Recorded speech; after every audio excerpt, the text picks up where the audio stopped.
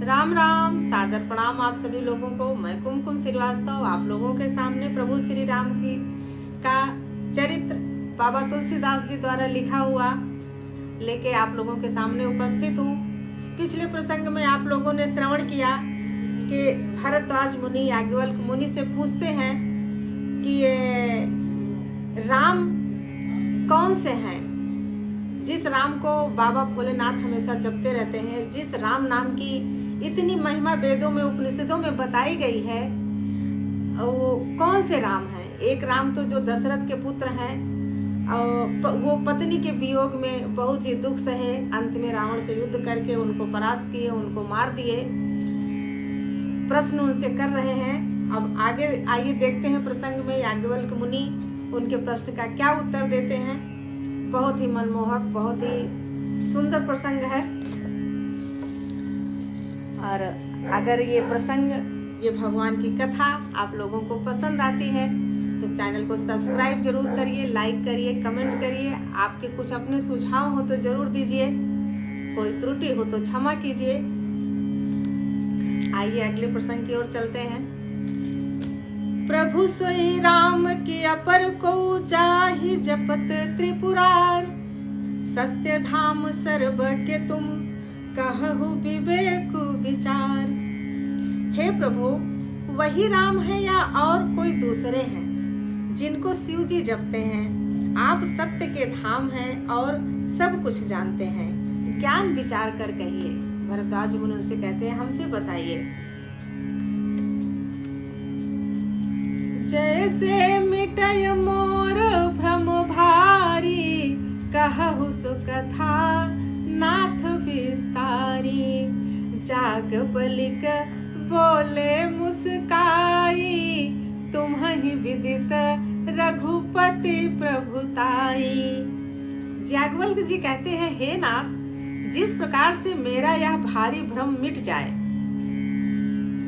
क्षमा कीजिएगा, भरद्वाज मुनि कहते हैं याज्ञवल्क्य मुनि से, हे नाथ, जिस प्रकार से मेरा यह भारी भ्रम मिट जाए, आप वही कथा विस्तार पूर्वक कहिए।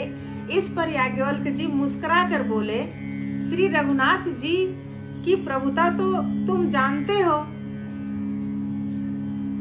फिर भरद्वाज जी क्या कहते हैं, राम भगत तुम मन क्रम बानी, चतुराई तुम्हारी मैं जानी। चाहूं सुनय राम गुण गूढ़ा, कीन्हु प्रश्न मनहु अति मूढ़ा। याज्ञवल्क्य मुनि कहते हैं, तुम मन, वचन और कर्म से श्री राम जी के भक्त हो। तुम्हारी चतुराई को मैं जान गया हूँ। तुम श्री राम जी के रहस्यमय गुणों को सुनना चाहते हो, इसी से तुमने ऐसा प्रश्न किया है, मानो बड़े ही मूढ़ हो। प्रश्न तो ऐसे कर रहे हो कि जैसे तुम कुछ भी नहीं जानते हो, लेकिन भगवान की कथा हमारे मुंह से श्रवण करना चाहते हो, इसीलिए तुम ये प्रश्न कर रहे हो। ऐसा याज्ञवल्क्य जी भरद्वाज मुनि से कहते हैं। तात सुनहु सादर मनु लाई, कहूँ राम कै कथा सुनाई। महामोह मही से सुविशाला, राम कथा कालिका कराला।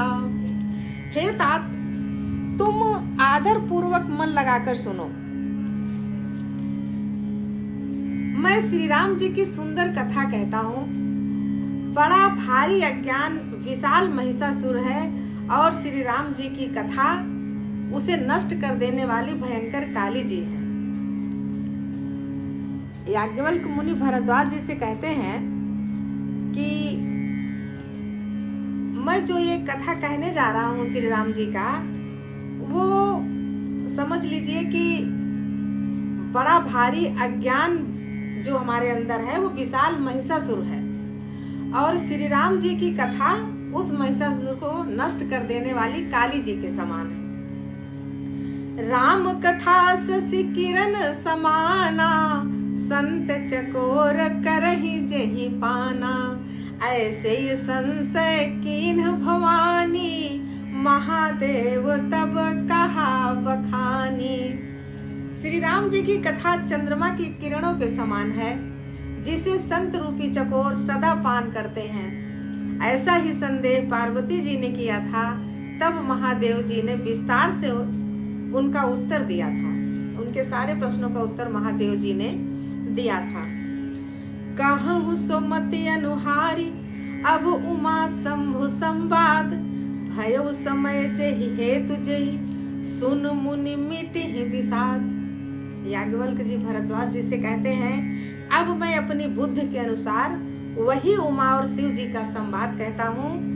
वह जिस समय और जिस हेतु हुआ उसे हे मुनि तुम सुनो, तुम्हारा विषाद मिट जाएगा। बाबा भोलेनाथ जो कथा पार्वती जी से कही थी वही कथा मैं कह रहा हूँ। वो कथा सुनने से तुम्हारे अंदर का जो विषाद है वो सब नष्ट हो जाएगा। एक बार त्रेता युग माही, शंभु गए कुंभज ऋषि पाही।